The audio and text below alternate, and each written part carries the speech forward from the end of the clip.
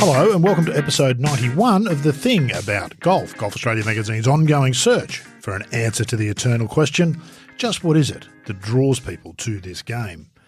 Rod Morri's my name, and on this episode we're going to wander onto the sidelines of the golf world to get an outsider's peek into the insider's world. Almost all sports have some form of sideline eye, and in golf that person takes the form of the on-course reporter. It's a unique position in many ways because unlike most of the rest of us, the on-course reporter gets to see an entire round unfold, not just the shots that get shown on TV. They also, by sheer circumstance, tend to get to know the players quite well because it is they who have to ask the questions in the immediate aftermath whether the final score is 68 or 78. The very best at this job enhance the viewer's knowledge and enjoyment of the round, and in Australia that voice was, for many years, Channel 7's Pat Welsh. A sports TV icon in Queensland, Welsh was the voice of the game for an entire generation of viewers, a generation that grew up with Greg Norman, the Masters at Huntingdale, and some of the best and most innovative TV coverage in the world. Early this year, after 47 years in the Brisbane newsroom, Welsh said goodbye to television, though as you'll hear, he's hardly stopped being in the public eye. He looks on his years alongside Jack Newton and Sandy Roberts at Channel 7 as some of the best and most memorable of his career. And for those of us on the other side of the screen, it's difficult not to agree. I hope you enjoy this chat with one of the game's most recognisable voices, Pat Welsh.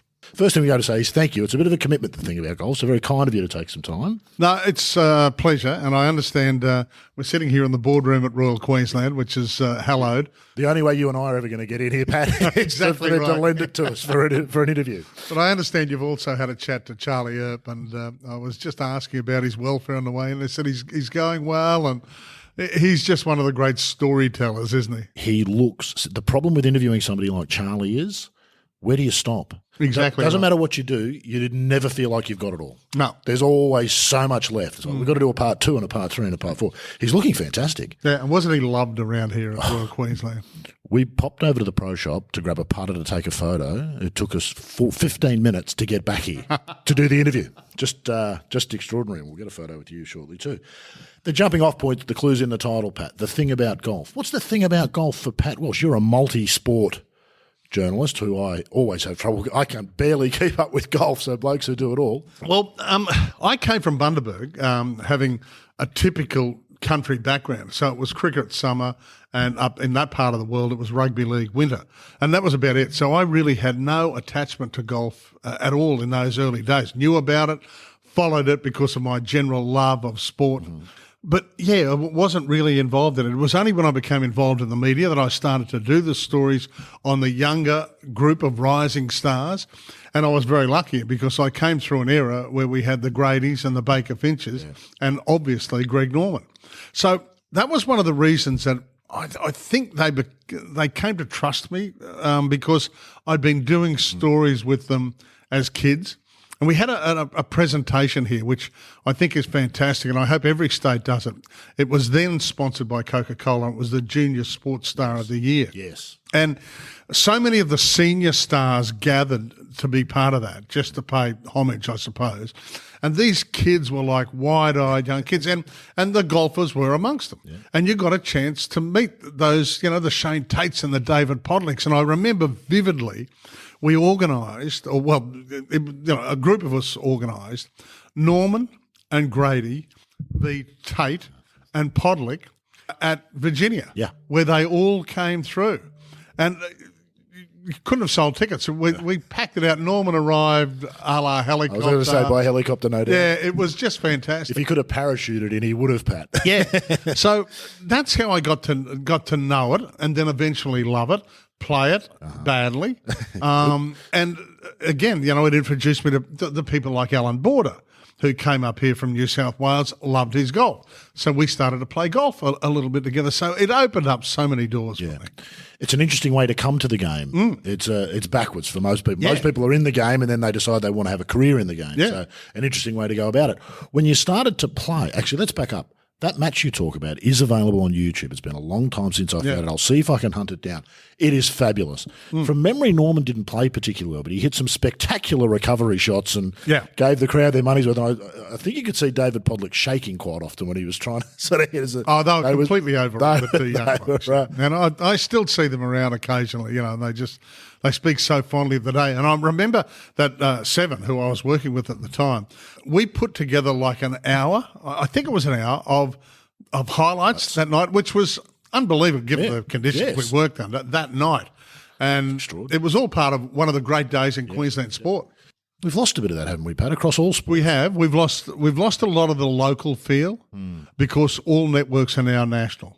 Even with 10 with CBS owning and 9 with their massive mastheads and 7 to an example as well. We used to do a local show called Sports Scene and we'd have these guys up, and speak to us regularly when they were home. Mm-hmm. Yeah. And they, as I said, they just came to know and trust you. Yeah, of course. So it just so happened that I'm talking about 3 major winners there. So it helped me get my foot in the door with our national coverage with Graham Rowland and his team and Sandy Roberts. And then Jack came along, and Jack and I and Sandy, we were firm friends for so long. In fact, I helped host Jack's funeral and the memorial service. He and I and the families, it afforded me so much friendship and love over the years that I often put golf as probably my number one these days. We had Jackie Newton and Kath Shearer together on the show after Jack passed just to talk about stuff, and Jackie mentioned that she'd hosted the funeral and she was very thankful and very grateful to you. We called Jackie Treasure because whenever Jack was in trouble, he'd call her Treasure, and he was in trouble a fair bit. I was just going to say, yes, he certainly was in trouble a fair bit. I suppose the other thing I was alluding to that we've lost there is in some ways sports change too, hasn't it, in that we've lost the local feel of the players in some ways as well. It would be unthinkable almost. Actually, that's not true, is it? Adam Scott did it off his own bat during COVID, didn't he, down here? Just went out to golf clubs and played with young... Yeah, places like Butterham and up in the North Coast. Instagram, but you wouldn't get that television, I guess, effect. He didn't really want that. That's right. But they posted some stuff on Instagram and we snapped it up. Don't worry. Cameron Smith still goes to Wantima. Yeah. There's famous stories now of the Claret Jug arriving there on a Saturday night where there wasn't necessarily media involved. I've seen a couple of photos, but everyone who was there tells me that the Claret Jug was filled copious amount of times with whatever they were drinking at the time. So, look, they remember their roots, and they're different for me to dealing with footballers. The whole thing about dealing with team sports nowadays, they're controlled by vast media empires and they've got to be careful about what they say. Golfers, you've still got their private numbers and call them. Of course you deal with their agents, etc. But, I've got most of them a contact number for them and just say, hey, are you, this was when I was working TV, are you available for a chat? And 90% of the time I say, give me a ring. Your relationship, for those who don't know, every Australian who watched the Australian Open through the 80s, 90s, 2000s would remember your voice, be familiar with your work. For those who don't know, you were the on-course commentator at the Australian Open for how long? How many years did you do that? And the Australian Masters, of course. Probably the best part of quarter of a century. So you've seen pretty much everything. That's a different media relationship, isn't it, with the players as the on-course commentator, because we as the press, the ink scribblers, they come and face us afterwards and we ask all the questions. But you're out there watching and then you have to do that immediate interview afterwards. People probably don't realise. Is that one of the hardest jobs in sport? Either the winner or somebody perhaps who has just not won when they expected to, that immediate post-round. What do you ask? People always went, what are they asking and what they feel. Talk to us a bit about that, because it's a real skill. We were told at a very early age, don't ask how you feel. No, you just get a sense of what's happened, particularly if you've seen the entire round. Yeah, that's right. That helps, where the scribes don't always have that luxury. If they're watching bits and pieces on television, they may only see some of the story, but you watch the whole story unfold, particularly with the Shark. I was with him a lot of, many, many rounds. So I remember... I think he took 11 on a par 5. He did, at the 14th at the Lakes. Yeah, at the Lakes. And lost his cool completely. I'd never seen it before or since. There was a little bit of the thing too that I won't be beaten. Yes. He could, he could have taken the drop Absolutely. Should have. By the waterside. Should have. And taken 25 metres off the shot. Yeah. And I still remember exactly. We had 201 metres flag, which was 222 yards. And eventually when Tony Navarro caught up with me, he said, what did your laser guy tell you yardage to the flag? And I said, 201. He said, oh, really? I said, that's metres, mate. I said, 222 yards. Oh, he said, thank God for that. He said, I gave him the right number. You could almost hear Norman. He hit the first one, and He was hitting 2-iron. He couldn't believe it. No. He hit it good. Everything was exactly as he expected, and it went in the water. And it was almost a case of, no, that can't be right. I've forgotten I'm in a tournament here. Give me another one. I'm going to hit it again. Yeah. And it went in too. Well, a couple of little stories from that. One of the ball reps, who I won't mention her name, came to me at about the 15th and said, can you just check with either Tony or Greg whether they've got enough balls there? And I said, no.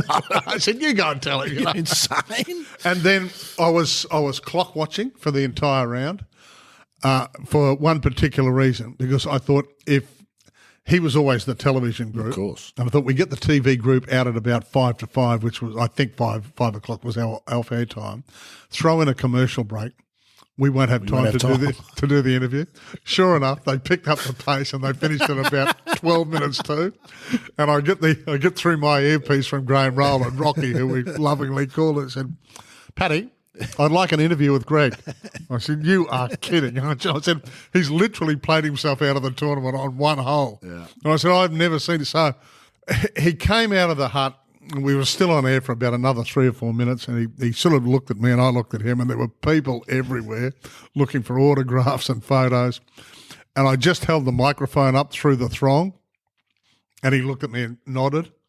So he came to me, and I said to him, down the line again, I said, you better come to me in a hurry. I said, he will do it, but he'll only do a couple of... And sure enough, and I think my first question was, well, Greg, that is not something that befalls you often in a game of golf. In fact, I think probably never. And it sort of took him aback. He said, no, never. And then he started to think, and I said, well, to do what you've done, you've played yourself out of the tournament. He said, yeah, and I feel really sorry for the fans. And he said, I don't know what came over me. And, I just kept hitting it in the water. Yeah, that's right. And somehow I think I managed to diffuse what could have been a fairly explosive situation. It could have been just as easy for him to say no. Of course. No interviews, not going to the press tent or anything. But as you know, having been around this area for so long, he always did press. What's the responsibility, isn't it? And they come to all the players come to understand that it's not about the number they've shot; it's about who they are. Yeah.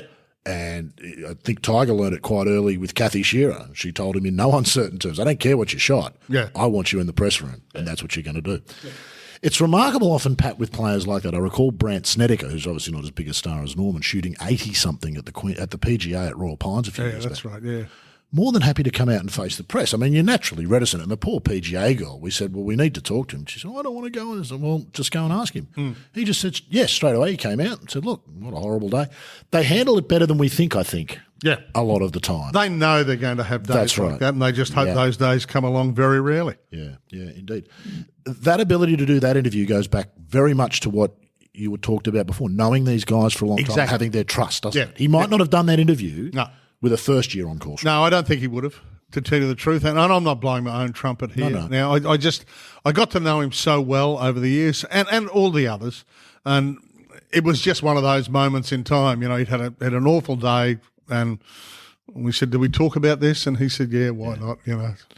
It's a front row seat, Pat, isn't it? Oh yeah, I have no qualms about the fact that I was the most privileged person in Australian golf who wasn't playing golf. Yeah, I was there, absolute ringside, and Newton sort of jokingly gave me the Whispering Pat tag after Whispering Ted Lowe, who used to call the billiards and snooker. For those of you in black and white, it's just behind the blue. That's exactly. But I got the whispering thing because I loved it so much. I used to get so close to them. And then all of a sudden they'd come down and say, Paddy, what club has he got? And I'm like, oh, and now I've got to whisper because he's just about in his backswing. So, yeah, I perfected that, the hand over the mic and whispering. And I only ever got caught out a couple of times in a long period. Can you give us a rundown of some of your if I was to say to you what are the memories that come straight to mind, and some of them might be surprising as for me, I remember watching Aaron Baddeley win the 99 Australian Open at Royal Sydney as an amateur. I know you followed him for the whole final round. Where would that sit, and what would be some of those memories that would come to you? Yeah, look, I've got some memorable moments that are not always sort of great moments for Aussie golf, but yes, those back-to-back Baddeley wins were just fantastic, and I think, this is someone so young. Oh, we thought he was going to be everything. Yeah, exactly right. And then to do it again the next year. I'll tell you one that really does stick out, only because Newton was such an advocate for it, was Royal Adelaide. And I reckon it's the only time we've done a tournament there. I've been to Adelaide a few times for women's tournaments. Golf, yeah. But it was a course that was so good, it didn't really need to be made tricky, but they did grow the rough in. Yes, that's right. And it was penal. And if you go back through the records, this was a field that included Norman and Faldo. There were some great names in that President's field. Cup year, if I'm not mistaken, 98. Week before the President's Cup? Yeah, you're probably and right. Greg Charms on. So it had a good slab of the President's Cup fields from both sides, internationals and them. Exactly right. So they had the fairways grown in, penal rough, and it was someone like Greg Chalmers who was just, as old grades would say, hit it straight as a frozen rope, and he beat them all. Yeah. And that one sticks out in my mind because I just thought, I'd been to a lot of US Opens and I knew the drill. You make golf courses that are playable, virtually unplayable by just growing in the rough and growing it up sort of thing. But they'd done that at Royal Adelaide and it was a magnificent golf course. It's a shame in many ways, isn't it? Because it didn't get to be seen at its best. Yeah, I mean, what was it, a couple under won it or something like that? Maybe not, because then the wind blew, I think. Yeah, Sunday. Really howled again. To use a Newtonism, blew the dog off a chain. But that one sticks out. Yep. Another Australian Open with Norman and Westwood. Oh, yeah, 97. Metro. Yeah, with the long playoff. It just kept going. And you're just saying, well, Norman wins this. Of course. Every day of the week. He's playing some, unknown English kid, and he didn't win it. No. So that was one that stuck out. And the one that I often recall is Norman v. Faldo, and I think they were 1v2 in the world at Huntingdale. And you know how long and tough that first is at Huntingdale. Yeah. The driver goes left or right. You're in car park on the right. You're in really tough trees on the left. Well, they were never a danger of hitting them in there because there were so many people. You couldn't have got a ball. And I've been to a lot of majors. Of course, I've seen bigger crowds. Yeah, sure. But I don't think I'd seen a bigger crowd at an Australian golf course. And it was promoted so well. Melbourne, Sandbelt. Yeah.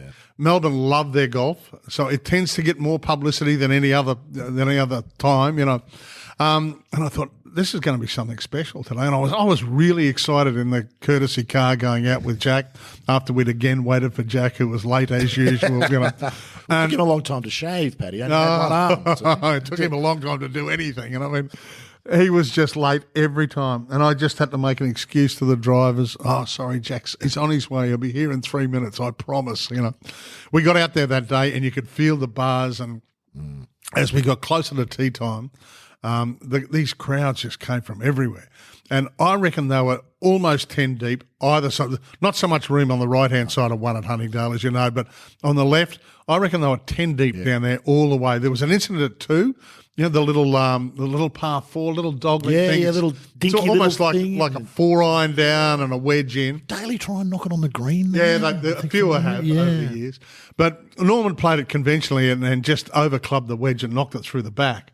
And they couldn't get in there to the ball. And in the end, Tony Navarro swung the bag around and hit a couple of people. And, I mean, there was almost an international incident down there. But he was saying, give us some space, guys, because Norman had to hit a really delicate chip from over the back. And, he wasn't willing to concede anything that early in the round. Of course. There were incidents out there. Indeed.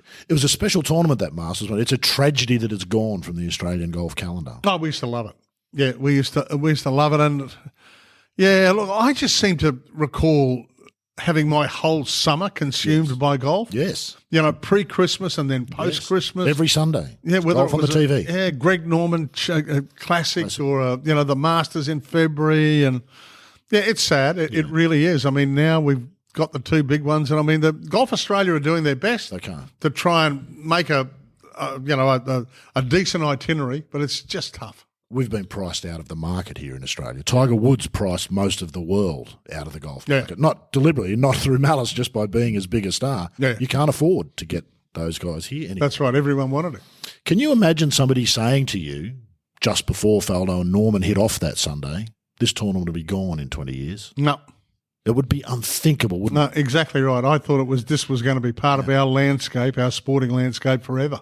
And the danger, of course, is that we do think those things, don't we? We think that what we've got now can never be like the state of origin, can never be lost to rugby league. And, of course, it happens so quickly and then it's gone. You go, how did that happen? We didn't protect it.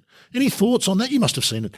Lots of events come and go, but iconic ones, it doesn't happen often, but it can happen if you don't continue to manage them, don't it? A couple of things. I think the amount of prize money available on the US Tour now, they don't travel as much. No. And I mean, we love our Aussies coming home, but we need a couple of those big names, whereas they just won't travel as much now. I mean, they say the US Tour will tell you, well, we've got this World Golf Championship and all that sort of thing. And as you know, Norman has been promoting. We'll come to that. Yeah, the live thing later. For a long, long time. So that was one of the reasons we weren't getting the quality of fields. And then there was so much competition for the advertising dollar and for the promotional dollar. And, you know, they were going short-term, the advertisers, I think, saying, well, we can get our short-term fix through footy, whether it be south of the Murray or north of the Murray, you know, with NRL or AFL, we'll put our money in there. And it wasn't going to golf as much as we would have liked. So I think they were two of the major factors. Golf's a complicated and expensive sport to broadcast too. Rugby league is very simple. Yeah. It's a rectangle contained within you can set the cameras up and leave them there for 2 decades, but golf isn't like that. No. And particularly the way Graham Rowland wanted to do it. And I keep coming back to him, but he was our producer director. And as far as I'm concerned, one of the great visionaries in Australian golf. He was the one who, you know, we told the story, but he put the story out there. He gave you the pictures for the story. Swinging boomer, things you don't see at golf tournaments. Well, they all cost a fortune. Of course. Yeah. And sadly, you know, when you scale back the golf telecast, it's not quite as good. And it chips away, doesn't it? Yeah. None of them are a fatal blow, but it all chips away at an end product that then doesn't shine the way it should. Yeah, that's exactly right.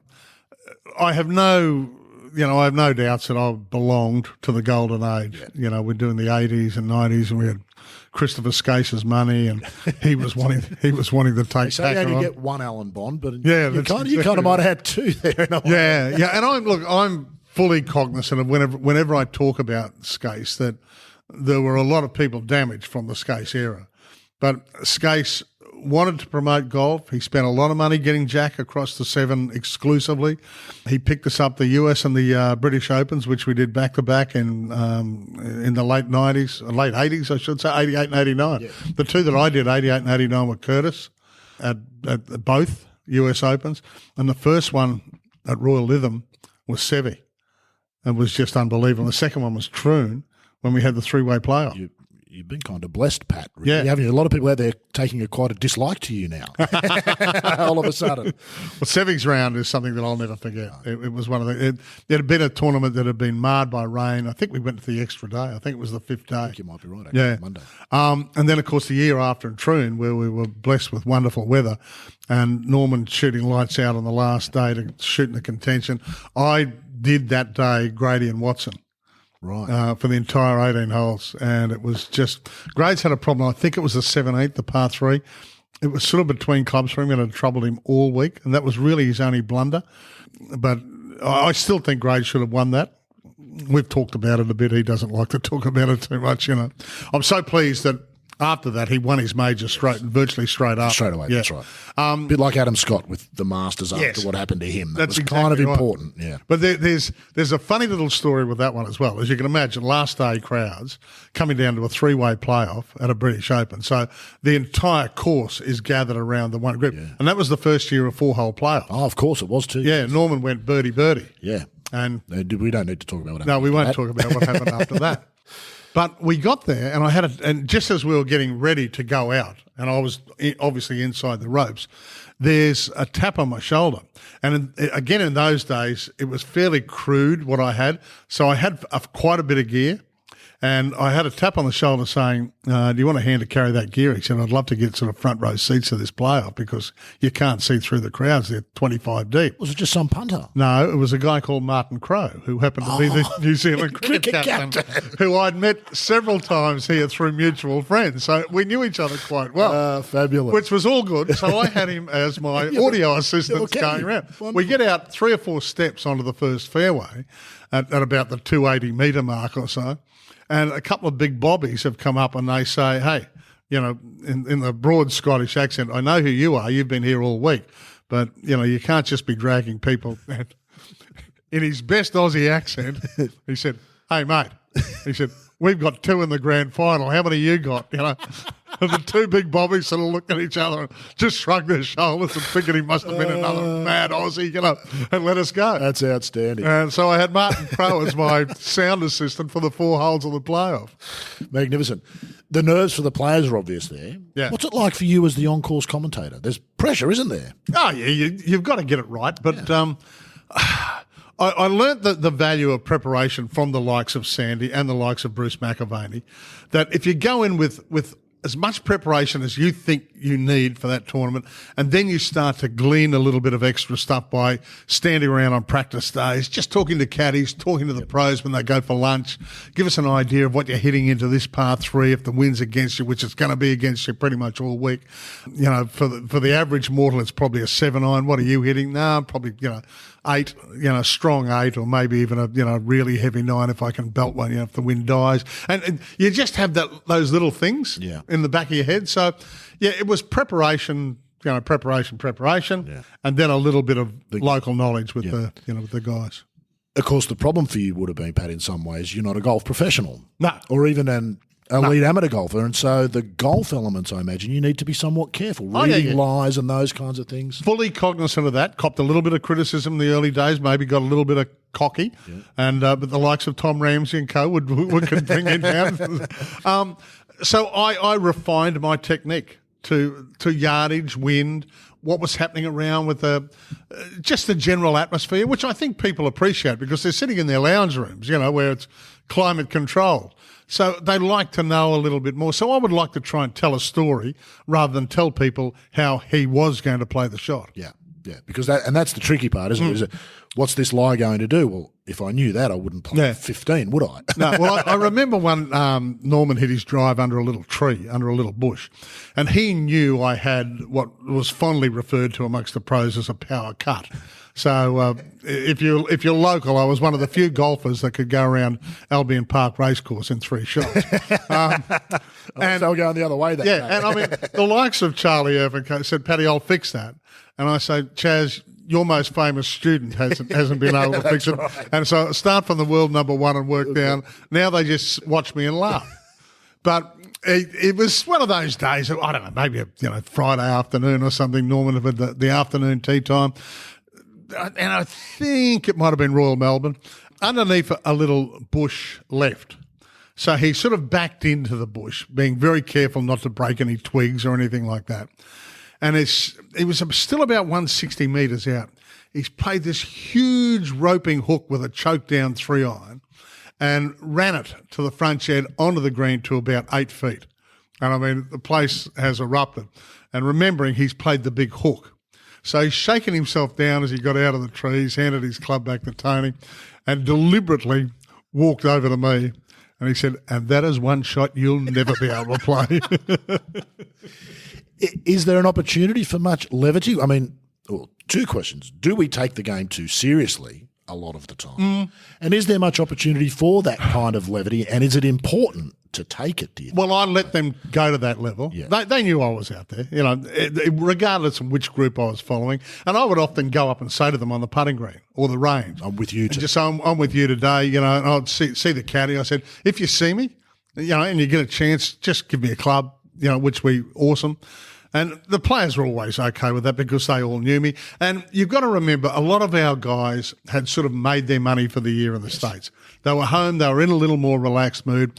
A la Coolum. I think it's one of the great losses. And I know they used to shoot 20 under and all that sort of thing, but who cares? That's right. Exactly right. We used to love that communal feel at the end of the day with the players and their wives and the broadcasters and the caddies, everyone got there and had a beer and a few drinks because it was almost Christmas time. It was unique, wasn't it? Really? Yeah, I can't think of another golf. Well, the Jack was like that, but it's a different level of tournament. Yeah. That's a proper tournament. Yeah. They wanted to win it. Oh, Don't worry. absolutely. I mean, to have the Australian PGA on their CV was great. But look, if there are moments of levity, I let them drive it. It's not my responsibility to do that. They're in their workplace trying to do their best for themselves, their families and their fans.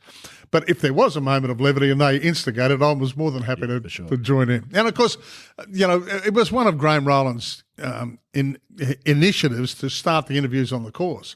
And we had to approach that very carefully through the PGA and through Golf Australia, etc., who actually said it at the meetings with players. And some said yes, some said no. And I respect that. There are different phases out there. Who wants to interview a player who doesn't want to be interviewed, Pat? Yeah, that's exactly right. And again, that was up to me. Yeah. You'd pick and choose and say, no, I'm not going to interview him here. He's just come off an awful bogey, But a couple of birdies.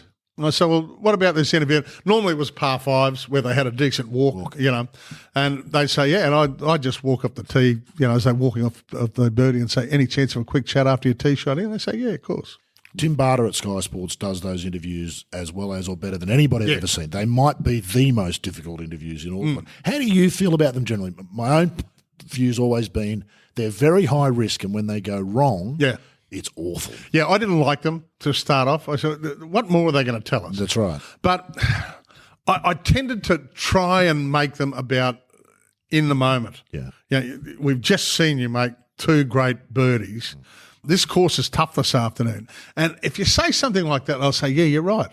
And it puts them in a good frame of mind. I say, well, that's right. We got wind out of the southeast. Both those holes I was playing against and across, and that gets them thinking. And they're so good at talking that, you've got two questions out of the way by the time you've got 150 metres and you just get out of their face. But, I've got to say, I wasn't a massive fan. No. They're just a tricky thing.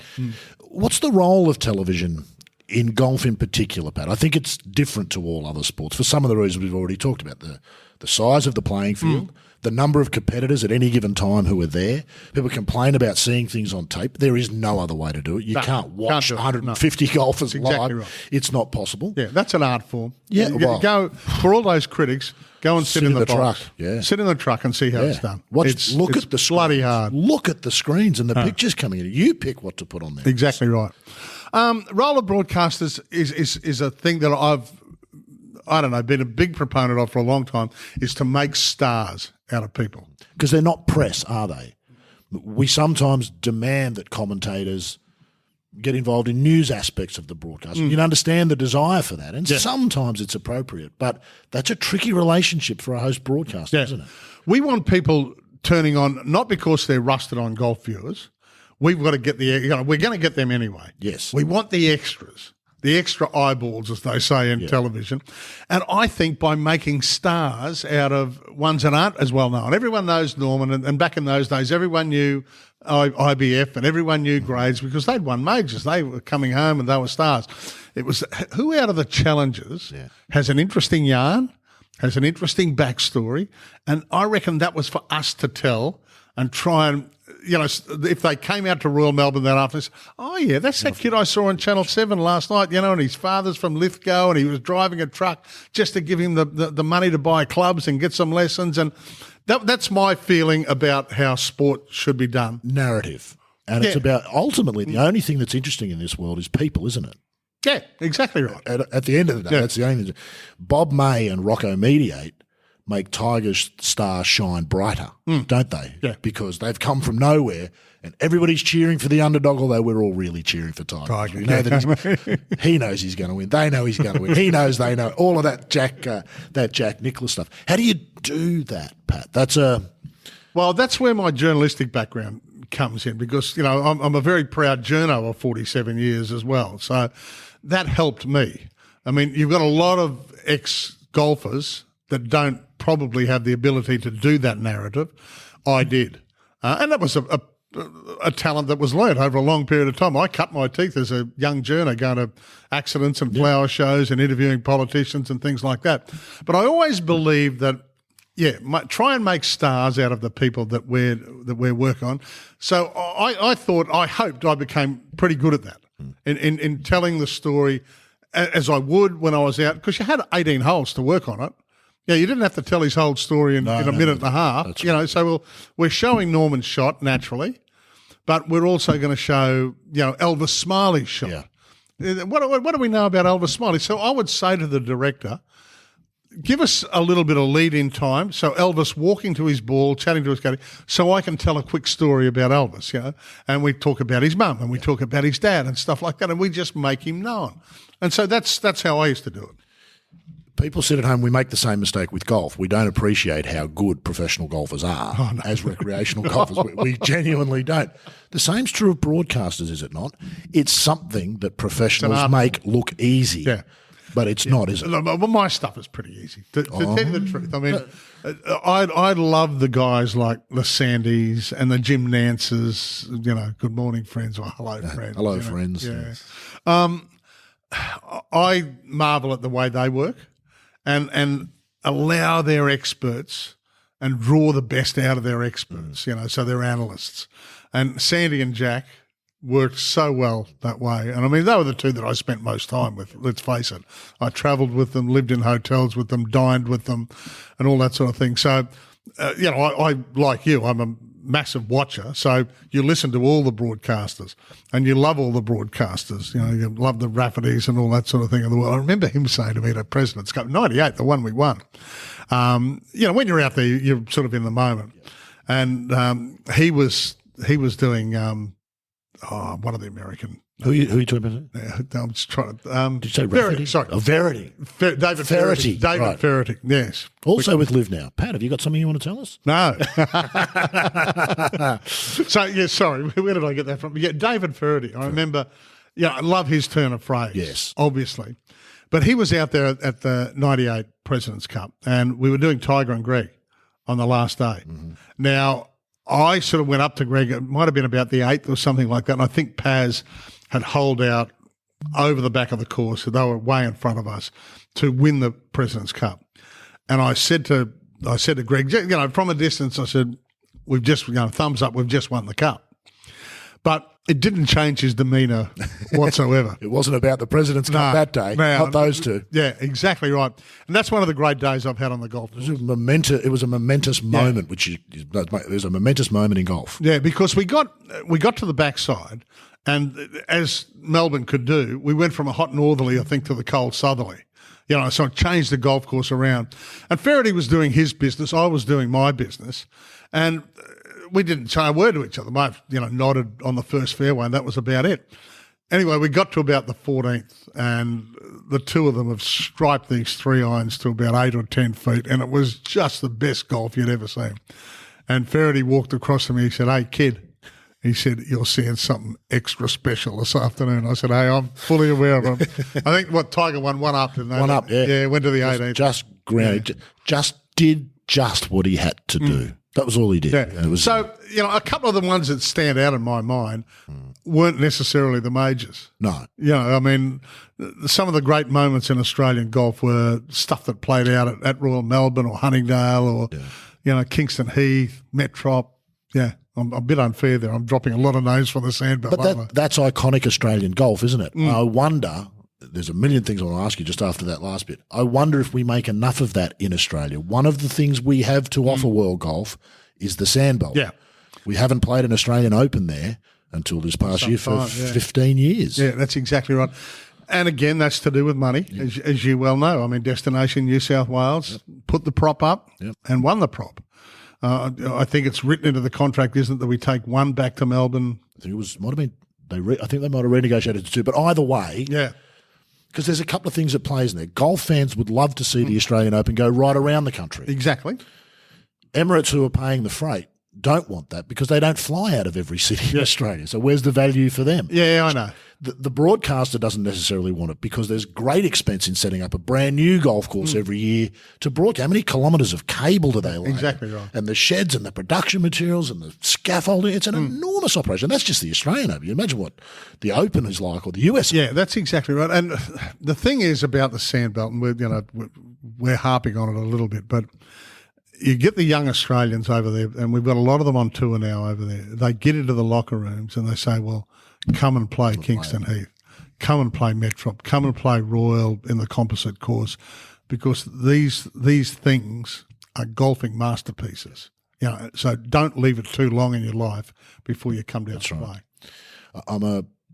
We know the Australian Open has lost a lot of its lustre. To get it back on track, and I understand what they're doing with the mixed event, and possibly the most important thing about that is that that's what sponsors want. The men's Australian Open and women's Australian Open are two hard sponsorship sells on their own. Together, more companies are more interested. Okay, James Sutherland told us that. Because there's been a lot of criticism of that, and there is a lot of logistics working against that going forward. But I feel like if you were to anchor the Australian Open in the Sandbelt for 10 years, Rory himself said 2 years ago, if it hadn't been for COVID, he was very open to coming and playing the Australian Open at Kingston Heath because it was at Kingston Heath. Now, he wouldn't do it for free. We know that. But he might do it for a reduced price. Yeah. And there's something in that I feel like if Australian golf wants to continue to hold its place, we need to latch on to that. Yeah, they are the jewels, as you know, in our crown. And again, I just love going there. But you talk to any of the golfers when they come back, and I know when Spieth was here, and I think he played in Sydney. He got in a bit of trouble, actually, because he spent a week in Melbourne prior and did a bit of Instagramming, and that was not part of the deal with Destination New South Wales. That's exactly right. Yeah, I was going to dodge that, but I know he went down and he played a couple of those great courses and just was raving. It's legitimate to talk about, though, isn't it, Pat? Because I understand the sponsors' interest, and I think women's golf gets its into trouble in this way, in that sometimes we bow too much to the sponsors, perhaps, to the ultimate detriment of the product. I wouldn't want to be the one out doing the selling and run that line, but I wonder whether there's a legitimate discussion to be had about that. Yeah, but as we discussed earlier in this conversation, that we've lost these tournaments. I mean, as I said, I felt like I was occupied from the start of November until the end of February, almost going to golf events and covering them. Yeah, and we had skins games and things like that in those days. I remember we had Norman, which helped, obviously. Yeah, exactly right. We had a biggest draw card in the world. Liked to come back. Yeah, so that all helped, but it's it's not the be all and end all either. No, but it's just made it harder, I suppose. And I mean, we can't live in the past. No, that's right. That's right. Yeah, the advertisers do have a big clout these days. Ultimately, I guess, as a golfer, I come back to this. Is the international game better off not seeing Royal Melbourne every couple of years? No. And I think the answer is no. Yeah, I and agree if you start at that point, maybe that's the way to then try to build the case. But the Heath... Yeah, all of those. Metrop, I mean, those three I keep coming back to, but they're the three that the big golfing names that I've spoken to over 30 years. They're those three, and that's probably doing a disservice to the Victorias and the Huntingdales and places like that, which are all wonderful, wonderful golf courses. When you're a pretty girl and you stand next to a supermodel, Pat, that's kind of what happens, isn't it? Yeah. You can be unbelievably attractive, but when you stand next to Jen Hawkins, you're not looking at your best, unfortunately, and that's what some of them suffer from. On the upside and the positive side, and I've been singing the praises of this since it started, this TPS series, the Players Series with the women, the men, the juniors and the All Abilities, I think perhaps one of the most important things about that is we have had golf back on television on a Saturday and Sunday afternoon in Australia where you could build it into your day. I found myself more drawn to that than I thought I would be. Yeah, agreed. And it brings those narratives that we talked about. Suddenly a lot more golfers know who David Micheluzzi is. Yeah. And when he goes to Europe next year, they'll follow him. And his name exactly will be, right. That's how you build that. That's a strong foundation, isn't it? And we know that's how a lot of these young kids have picked up sponsors. That's right. Not only through their performances at Pro-Ams by being a great partner. I've known, and you would know too, so many of the pros have picked up good personal sponsors. Look at the hats and the names from places you've never heard of. Exactly right. So yes, this is just another one, and it's a slow burn. We've just got to start. You've got to build a foundation, don't you? Yeah. I think the Vic Open showed us that. It would have been easy in 2012 after the first joint Vic Open with the men's and the women's to say, that didn't really work in suburban Melbourne. It was we tried and it didn't work, but they didn't. They took it regional. 7 years later, it was an LPGA and European Tour co-sanctioned event because they let it build. And I think the same thing's kind of happening with this TPS. And I hope that keeps going because I think it's doing really good things for Australian golf. And that aside, I mean, now what we desperately crave is, more majors for Minjee, A major for Min Woo. These sort of young ones they're the future. Yeah. And they're the ones that'll get the young kids and pique their interest. You have a look at, Min Woo, and he's got all the tricks, he can play He's the got game. it, doesn't he? Yeah. You've seen it up close with Norman and others. What is it? I've never been able to put my finger on it, but Min Woo has it. Yeah, exactly right. People love to watch him play. Yeah. The two that I pick out of the young kids, well, I'm being unfair saying young kids, I love to watch Herbert and I love to watch Min Woo play. And I don't know why, but it's their bravado on the golf course, their stroke-making ability. Same as I used to say with Ogle. We stood over those 1 and 2 irons. Yeah. They sung. Yeah. It was like a rocket launcher.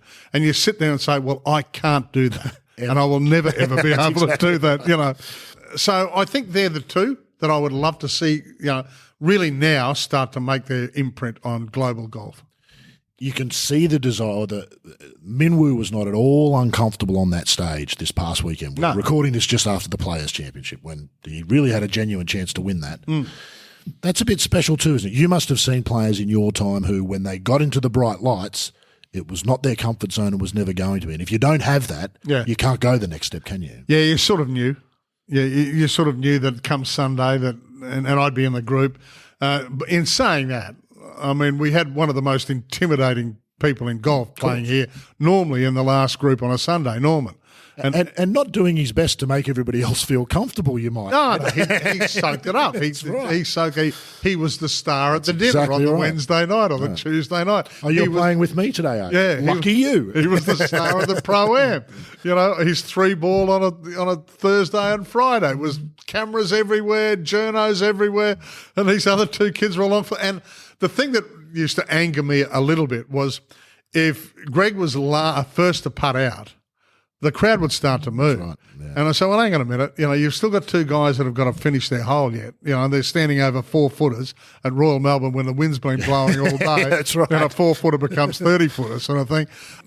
That was one of the tough things, but happened with Tiger too a lot. Oh, yeah, and Tiger. He wasn't beyond using it at times if he felt he needed to. I did a lot with Tiger, actually, when he came out here and President's Cups and US Opens, so as the host broadcaster, you would get some access. Yeah, I would go and do stuff with him. Yeah, I'd be out on the fairways with him. And he was always pretty generous with his time. Admittedly, in Australia, he was on big appearance money, so he was sort of obliged with the host broadcaster. But I just felt that he liked it here too, though, Pat. He felt relaxed when he was here. It's a place I've always felt ridiculous. Yeah, he could no probably one was live really here. in their face. I remember, now I'm going back a bloody long time ago. What am I, 66 now? So my 40th was in February, so it was around Australian Masters time. So it must have been one that he played. So you'd have to go back 26 years ago. 98, somewhere around there. Yeah. 96 was the first one he played. Then I think, wasn't that when they switched? He played the Australian Open in 96. So I reckon it would have been 97. He played the Masters in 97, and Allenby blew up because everyone wanted to talk about Tiger, and no one was talking about him. And so you've got a better memory than me. I'm going to say 97. Well, I remember that I was good friends with Lloyd Williams, and we had quite a select group in for my dinner that night. Golfers, racehorse trainers. I was good friends with the Friedmans, and Roger Davis and Grades, and a few of them showed up. It was fantastic. And sitting at the same restaurant over on the side of the corner was Tiger with Lloyd Williams, just the two of them. Wow. And Lloyd just kept sending bottles over, and Tiger waved a few times. So he knew that I think Tiger knew that I was fairly well respected amongst the Aussie golfers. And he was always very generous with his time. His time was at a premium, mind you. It's not his own, we know. Yeah, but he would do an interview with me pretty much just about every time he finished a round. In some ways, they're easier interviews to do, I guess. But I remember Charlie Rose from 60 Minutes, one of the most admired interviewers in the game. In one of the books about Tiger, they asked him, you interviewed him, what was it like? And he said, we had 40 minutes with him or whatever. And I walked out and I said to the producer, we never touched a glove on him, did we? And the producer said, not even close. Yeah. He's a master, isn't he? He's a master, Tiger, of not giving you much. Extraordinary media performer. We don't rate that about him, but he really... Nothing has ever come from him, almost in his career, that could be considered controversial or... No, and that's why the implosion made it even harder, because he'd never really been put in that position where he had to sort of almost kowtow to the media. The only time I saw him look relaxed about that entire thing, maybe that's a stretch, was the year after when he played the Masters here. I don't know whether you remember this. It was the big gala dinner. Yeah. And they got him up on stage. I think it was Mark Nicholas hosting. And he said to him, Tiger, have you met Shane Warne? Which, of course, brought the house down. And I think Woods got the gist of it, and he too saw the amusement. I always felt and some players will tell you this, that he always had a bit of an affinity with the Australian players and the Kiwis, because I suspect that there wasn't the reverence from them that he got from others. And if you spend your life being revered, that would be somewhat refreshing, I suspect. Yeah, that's exactly right. I remember another time too, I was chatting to Grades. Grades was doing some commentary, and I said, "You got a tip for me this week?" And I forget where it was. May have been a Masters or even a British Open. He said, "Mate," he said, "I just walked down the line at the range," and he said, "I'm watching the likes of Ernie and all the top 10 golfers hitting." And he said, "There's a kid down there." He said, "He's fair dinkum making it sing." He said, "His name's Tiger Woods." He said, "Just, watch this space." I was made aware of it very, very early in his career. There's very few golfers other golfers will stop and watch. Yeah. But exactly. He's been one. Yeah, they know. Yeah, that's right. And Grades was a wonderful student of the swing. Yeah. You've probably spoken to him a lot of times about this, but he just knew. He could tell. And he said, "This kid's making it go left to right, right to left, straight, stopping on a dime, all this sort of stuff." He said he's very, very good. I remember Peter Lonard told us on this podcast he played with Tiger in that Masters, the Australian Masters, and one of the first of the par fives, I think it was, and Lonard, Woods had hit it past him off the tee, and so be it. And he hit a one iron that he was very pleased with up onto the ground. One iron, that's how long ago it was, to about 30 feet. And he thought that was pretty good, and Woods was 10 yards ahead of him. And he hit a 5 iron that he carried past the flag, and Lonard said, "That was the moment." He said, "I couldn't envisage it. I couldn't imagine anybody having that shot." Right. And he just showed me that shot, and it was like, okay, there's not many shots I don't think I've ever seen, but that is a whole other level. We are now, and of course, Lonard went on to win. It doesn't mean you win everything, but that's something that he's taken with him. It's very much been a part of his career, I think, that aura of just being able to show you something that even a seasoned pro says, "Wow, I've never seen that." That's quite incredible. Yeah. Have you seen players over the years, Pat, and I imagine you must have, who looked for all money like a Norman, a Woods, an Ernie, but for some reason they just don't go on with it? I feel like there's a lot in golf, but we forget who they are pretty quickly because the churn's quite high. Yeah, you do. And it's only when you hear their names again later. That's right, yeah. Where was he? Yeah. None stand out. Yeah. Oh, look, there have been a few. As I said, the day with Westwood shocked me because I just thought Norman would put him to sleep early, and Westwood just kept fighting. And we've seen the career that since, he that's has right. had. Yeah. I would have loved to have seen another major from Scotty. And it's not to say that he won't. Not done yet, but No. the window's very close to closed, isn't it? And he's been great for Australian golf. I think so. He's been the torchbearer basically since Greg left, really. The opposite personality to Norman, Yeah. but done an equally, I think, good job in as much as being an ambassador for Australia and for Australia. Yeah, well, compared to Greg, he's introverted. Yeah. And yet he's realised that he has to carry this torch. Yes. And he's done it very, very well. And the Masters win. Did you see a change in him after that? I felt there was a change in him where Yeah, there's an air of relaxation That's right. around. Hey, not that it would change his mindset too much, I think, on the golf course, but it certainly helps. I feel like he accepted a responsibility to the game there, beyond perhaps what he'd had before, because it came with the jacket. He was one who saw that, and we saw that with the tour that he did of Australia, which probably cost him an Australian Open. Yeah, quite possibly. He was at the Golf Writers Awards the night before. That's right, he was. He didn't have to do that. No, but he accepted that responsibility. Yeah, I remember here at and when Sergio came out with the green jacket, and he said, "I've been through this." He said, "It's a ton of fun." That's right. And Sergio wore the jacket. I remember we were up on the top level at Royal Pines where they had just a group of about 30 or 40 gathered for sort of pre-dinner drinks. I think it was Greg Norman medal night, to tell you the truth. It would have been too. And Sergio brought the green jacket in, and Scotty was there, and he said, "Isn't this fun?" Everyone wanting a photo with the green jacket. And only you and I know what it feels exactly like. Right. Yeah. Else it is gonna And be I remember, talking to Phil about it, and what do you get, sort of thing. He said, oh well, he can bring me, but he still has to have a member for me as the guest there, and just all the little intricacies of now being able to walk through those gates, aside from the 1 week a year. Yeah, that's exactly right. For the general public. Yeah, it's phenomenal, isn't it? Two things I've just noticed the time, Pat. A couple of things I want to talk to you before we finish up. You mentioned the President's Cup. In 98, when the Internationals won for that first time, it felt like the event had come of age, and we were now going to see a Ryder Cup rival, and it hasn't happened. And that's exactly how I felt when it finished. And I mean, you'll remember that first day when we all nearly died in the heat. I mean, it wasn't just a young kid from Queensland. It was tough out there. We were having cameras die on us because it was just so hot. The Internationals were struggling. Everyone struggled that day. Then, of course, the Southerly came in at some stage during the week. I mean, it was one of the great weeks in Australian golf, and I thought, hello, we have come of age here. This is a destination now that everyone wants to come to. And, of course, we'll win the Cup again. And again and again and again. Yeah. How important is it, do you think, for that to happen? It's a good question. In the whole scheme of things, I would love to say it's very important, but with all that's going on in the world of golf at the moment, I'm not sure whether it is high on the priorities. No. You and I, as Aussie Golf fans would love to see would just love to see it. Of course we would. And I remember the feeling that day, when we had quite a few Aussies in that Australian team and in that internationals team, and how proud we were, and how much coverage it got the next day and all that sort of thing. But look, right at the moment, the golf almost seems to have bigger fish to fry. Would you make it mixed? No. No, I've gone both ways, but I think I'm around to, I think mixed it might be time.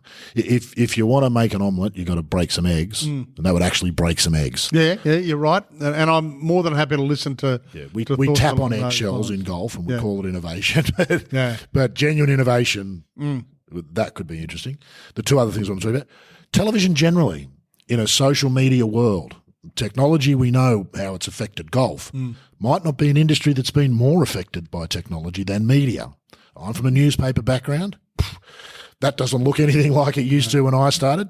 Neither does television. There was a time when you sat on the sports desk at the 6 o'clock news, there'd be a whole generation of people who would feel like they're your family. Yeah. There's a whole other generation of people who probably haven't heard of you now. Exactly right. If we were going through a phase where our ratings were good, and a lot of that was built around what other programs you had on at the time. If we had things that were working for us, that means a lot of people were watching 7 News.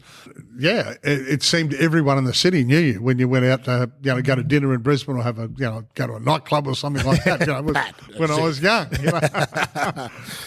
Everyone knew you. You look at the figures of the actual numbers sitting down and watching the 6 o'clock news now, they've just fallen off a cliff almost.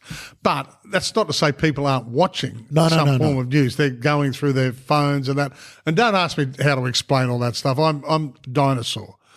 I don't think the kids know either, Pat. They pretend to, but I don't think Rupert Murdoch has not got a handle on this monster. And if he hasn't figured it out, nobody's figured it out. That's the truth of it. And we may never figure it out because it keeps changing. It's a moving target. Yeah, I know. Today it's Snapchat, tomorrow it's Facebook, then it's Instagram, then it's TikTok, and now it's something else, and you just never seem to get any kind of – I wonder what that will do. It feels like in that sense – sport might be television's last great bastion of hope. It is. There's no doubt about that. Yeah, sport and news to a certain extent. I don't think we'll ever lose the must-see value of news. I hope not, too. Regardless of how you get it. Yes. Kids get it in a different way to me. I still sit down and read the newspaper and I watch the 6 o'clock news. I mean, I do a radio show now with Ian Healy on SEN between 6 and 9. I have a routine in the morning where I get up and I do read the computers. I read the news website and I read the Nine website with Brisbane Times, etc., and I read Fox Sports News. And I have that in this little head of mine. Shower, shave, shampoo, and then I go to the 7-Eleven around the corner from my place and pick up 2 copies of the Courier Mail, one for me, one for Eels. It's amazing. And, so we still have hard copies of the paper there. And I think for people our age, that's our security blanket. How do you get the crosswords out of it? And they say, we know how to get it. I'll print the crossword out and all that sort of stuff. But look, you make light of it. But, the viewing habits have changed. And that now is the problem of the CEOs of the different media outlets on how you're going to tap into that and how to still satiate your advertisers, basically. You're a journo by trade. That changing relationship. Journos have always essentially, I know you didn't, but have come from newspapers. They've been the bastion where journos learn to be journos. You don't learn that in a week or a month. It's a 3 or 4 year process as a cadet, and then it's a lifetime of learning to go. As we lose that, I wonder what price we might pay more broadly as a society. Who's going to train journos of the future? I know there's a lot of there's not a lot of respect for journos. There never has been, but in the same way that sparkies and plumbers are important, the trade of reporting is also important. It's sad, and I mean I know there's still university numbers are still there, but the university numbers will only remain that way while there's jobs for them. That's right, and they're dwindling. There's no doubt about that. I mean, in saying that, the size of the newsroom that I came into in April 75 was a mere slice off the block compared to the one I left only a couple of weeks ago at Channel 7. I mean, vast numbers of journos, editors, cameramen, etc. And now doing an hour's news at 6, an hour's news at 4, filling slots for Sunrise in the morning, filling slots for the 11:30 news. So there's more avenues there, but yeah, you're right. I mean, I hope we still have trainers. We need people that train them, and I hope we still have jobs. It's a hell of a sausage factory is the other thing that's happened too, isn't it? Yeah. You don't have the time to work on stories the way you used to. Oh, no. You've got to have a digital version, you've got to have a video version, you've got to have an audio version. Then you might have to go and do a podcast about it, make an appearance on one of the live shows. Exactly right. There just isn't the time to... Simply because they're trying to fill so much time. Well, the internet's bottomless, isn't it? I mean... A television schedule just used to be 24 hours. That's all you had to fill. There's no end to what you fill on the internet. Right. Just keep pouring it in, and it keeps taking I don't know. I can't be Nostradamus here and tell you where it's going to finish. I think it's sad. You obviously think it's sad that we're losing. I think we lose something. The old style. Yeah, I used to love it. And I pride myself on being a decent storyteller. Yeah. I love to get to know my subject. I love to get to know his or hers quirks, something that will pique the interest of the viewer. And that was what I wanted to do on the golf telecasts, always, to try and make our golf telecasts in some way a little more interesting. Well, there's no doubt you did that. The last thing I'm going to ask you about, Pat, and it's kind of the elephant in the room, is Liv. Yeah. Greg is, of course, taking the brunt of an awful lot of criticism over Liv. I'm not a fan of it personally, but that's neither here nor there. What's your own... I just haven't found myself watching it as much. Well, we're old school. Yeah. I have to go to YouTube to find it or an app. That's a difficulty already. And look, I know Cameron's agents, both Bud Martin in the States, well, because he was John Daly's agent and spent a lot of time in Australia. So, we travelled with them a lot. We actually spent a week at one of the resorts after Heineken in Perth. There was another one that's bitten the dust. Yeah, absolutely. And that was always a big deal. Massive dinner with the symphony orchestra playing on the... Big name players, couples and European tour players. But we had a week with JD and Bud and Jack and I, just the four of us at a resort that they'd closed down getting ready for the Skins game that weekend. So only the four of us were staying there. And so, what a life you've led. Yeah, I know. It's been fun. But I've had a little conversation with Bud, but lot longer conversations with Ian Davis, who's his Australian agent. Yeah. And they kept telling me that, Paddy, this isn't sort of life-changing. He said, this is generational change. From someone has come at him with $200 million plus playing events that are worth 30, 40, 50 million, whatever, just name a figure. But I can understand that. Of course. I can understand that. I'm not morally strong enough to say no to $200 million bucks either. And their schedule is grueling when they're playing full-time and doing their, up to 30 events a year. Yeah. And they're Aussies. They're expected to come home and play one or two at least, when outside of COVID. Sure.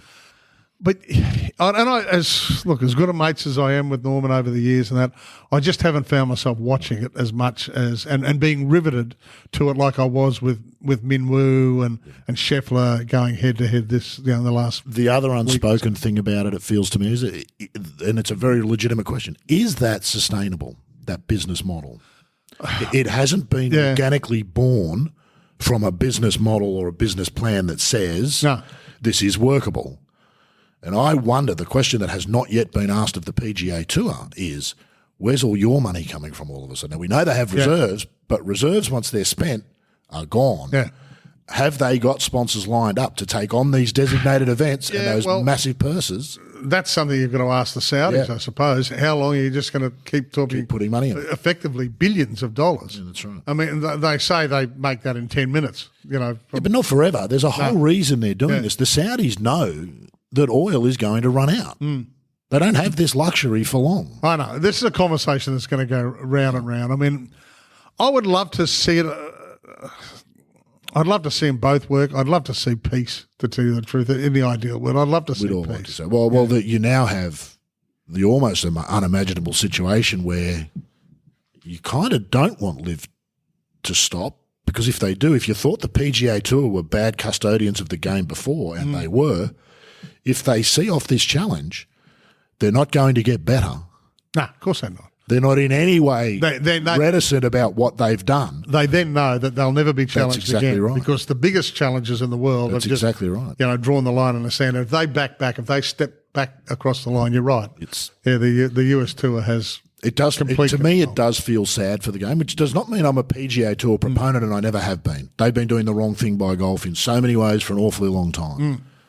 But what's happened, people liken it to the cricket thing, and I just can't see that. The cricket players weren't being paid, and others were making money. That has never been the case in golf. So you start from a different place. So yeah, that's right. I mean, you look at what Cameron made on course last year before he signed was eye-watering, and full well you can at least double that. At least double it. Yeah, probably more. It was very, very good money. Yes. But, and I had these, as I said, conversations, with these agents that this is stuff that will make the Smith family lineage safe for generations to come. Yeah.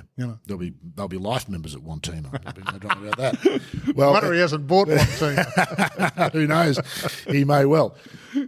Even though I don't find it fun, it's undoubtedly one of the most interesting periods of golf that I can remember. Yeah, exactly right. We'll sit back and look, me having retired from TV and not doing that anymore and doing my little radio show in the morning, yes, I can be more an observer than a participant. You do realise that most people would consider a daily 3-hour radio show a full-time job, Pat, don't you? Not a semi-retirement plan or a retirement plan. I know. Well, I was running from SEN straight to 7, so at my ripe old age, I was doing 15-hour days. In all honesty, where do you get the energy? And are there days where you must have days? Well, again, it's a love of it. Yeah. Yeah, you just loved doing what you were doing. Yeah. And I wasn't telling as many stories. I mean, I was more the editor up at 7, sports editor, for want of a better term. With a group of only about 3 or 4 of us. Directing the traffic and go and cover this and we got on that.